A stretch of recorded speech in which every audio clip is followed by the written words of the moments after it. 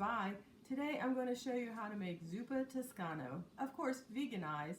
I'm going to saute a cup of onion. Next, I am adding about 2 teaspoons of garlic paste. Add 2 vegetable bouillon cubes, I like the Knorr brand, and 4 cups of water.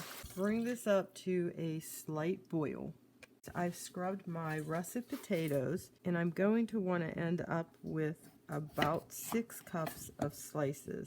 Here's a little bad spot I'm not going to want to eat, so I'll take that off. Need to check this side. That one's good. And then I want these to be in 1/4-inch slices.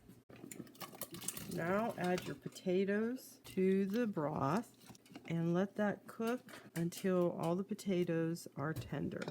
I've tested the potatoes and they are fork tender. Now I'm adding a bag of kale. Get it all stirred in there.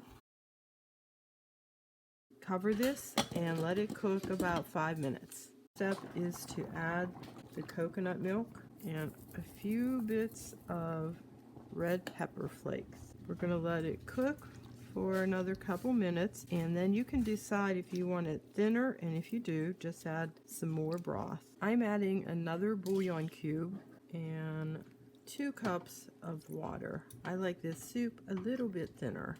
I'm adding some pepper and smoked salt. Then it's time to put it in your soup tureen. The soup is ready to serve. That's what it looks like. I hope you enjoy it. I'm going to give you a taste test. That is such a delicious, creamy style soup. You're going to have to make it, and it's perfect for the holidays. Merry Christmas!